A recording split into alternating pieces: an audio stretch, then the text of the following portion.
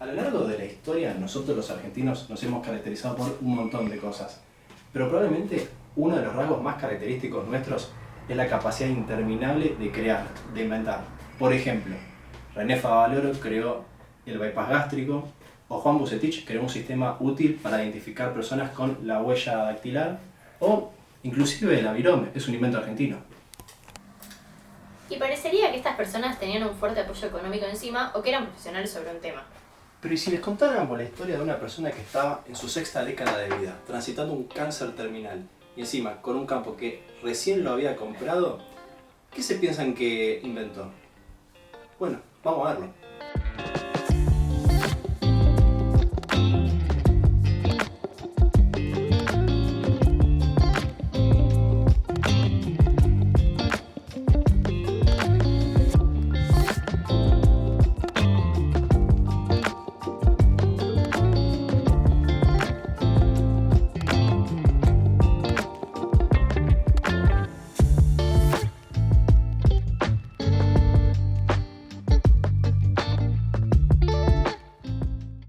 Bueno, y acá estamos, en Campanópolis, a unos 35 kilómetros de la capital federal. Y este lugar es muy interesante, más que por el lugar en sí, sino por la persona quien lo creó, que fue Antonio Campana. Y para entender bien el contexto de cómo se creó esto, por qué se creó y su diseño, también es entender quién fue y en qué momento de su vida estaba atravesando la persona quien creó esto. Este señor fue Antonio Campana, hijo de padres inmigrantes específicamente italianos. Él pudo estudiar hasta 6º grado y a partir de ahí tuvo que dejar para ponerse a trabajar. Su trabajo fue especialmente en el rubro del autoservicio de comestibles. Siguió trabajando hasta sus 23 años, que fundó el primer supermercado mayorista de toda Argentina. Entonces estamos hablando de una persona que a su corta edad ya había creado la primera empresa de autoservicio mayorista en Argentina, estaba casado, tenía 3 hijos, muy trabajadora, también tenía muchos otros emprendimientos, muchas otras empresas. La verdad que una vida bastante buena, bastante bien en su vida económica, laboral y personal. Es más, le fue tan bien que en 1976 compró un campo acá en González Catán de 220 hectáreas. Un monstruo fue. Este campo lo compró principalmente para disfrutar en familia, construir una casa, venir los fines de semana y compartir. El problema fue al año siguiente, en 1977, en donde acá en Argentina había una dictadura militar y ellos le expropian este terreno para dárselo al SEAMSE, que es una empresa de residuos. Por lo tanto, acá estaba lleno de basura.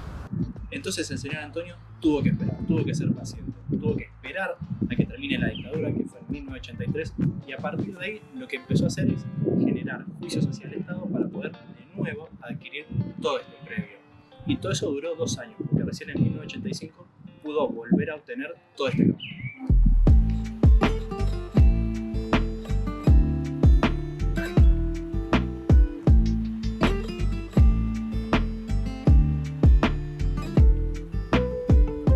Todo venía bien. Había podido recuperar su campo de nuevo, podía construirse su casa para pasar con su familia, pero 2 años después vuelve a aparecer un problema. Le detectan cáncer de amígdalas, pero a la altura que lo tenía ya era terminal. Entonces cuando le detectan este cáncer solamente le habían dado 5 años de vida. ¿Y qué podía haber hecho el señor Antonio en ese momento? Seguramente disfrutar de su familia el tiempo que le quedaba, construir la casa en este campo que tanto quería y justamente poder disfrutar de su último tiempo en una etapa tan complicada como lo que estaba pasando él en ese momento. Pero no, muy lejos de eso estaba, porque lo que él hizo simplemente fue una cuestión de delirio, si se quiere. Vendió todas las empresas que tenía y en este campo empezó a construir lo que vamos a ver hoy en día. Un lugar que es prácticamente como si fuese una aldea, un lugar que es hasta de ensueño, un lugar que parece sacado hasta de un libro de ficción, pero que tenía un justificativo muy importante para él, que era simplemente terapia.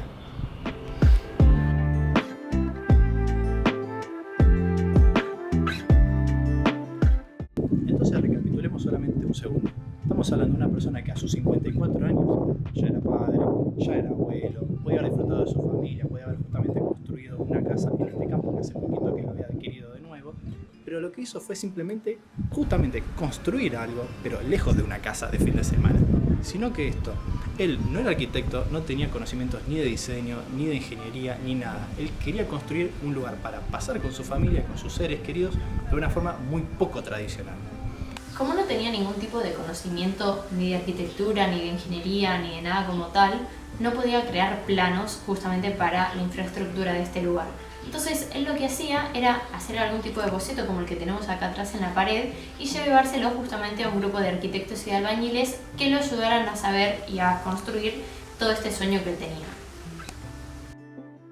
Pero dentro de su creatividad, dentro de lo artista que él fue, cuando estaba creando su obra, no quiso simplemente construir con materiales tradicionales, como si hubiese sido otra construcción más, sino que él lo que fue haciendo fue comprando materiales en empresas que ya habían cerrado, en subastas, y le quería dar ese toque artístico, ese toque distinto hacia una construcción tradicional, en el cual fue creciendo toda esta aldea, todo este predio.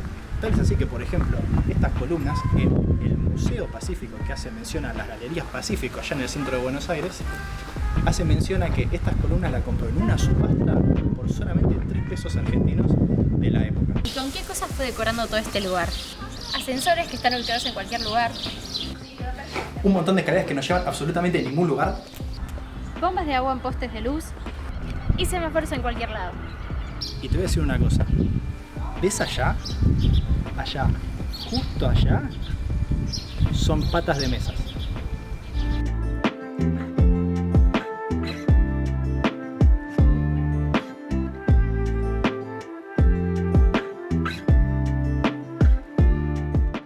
Por lo tanto, Campanópolis arranca a construirse en 1987 y dura 21 años hasta 2008, que es la fecha de muerte de Antonio. Recién en 2013 sus hijos deciden abrir Campanópolis al público, pero no avanzaron en la construcción ya que ellos consideraban que era una obra de arte de su papá y no quisieron modificarla.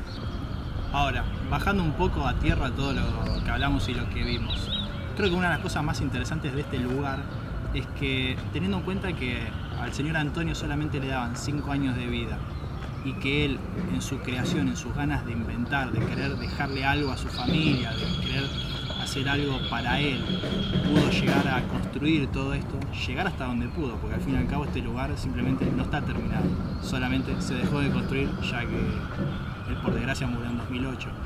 Y piensa en eso, ¿no? Que solamente le habían dado 5 años y gracias al esfuerzo y las ganas y la constante voluntad de seguir haciendo cosas lo llevó a vivir 21 años más del momento en el cual le habían detectado el cáncer. Y fíjese cómo la mente, cómo esa voluntad por querer seguir viviendo, por querer seguir haciendo cosas, lleva a este estilo de obra de arte.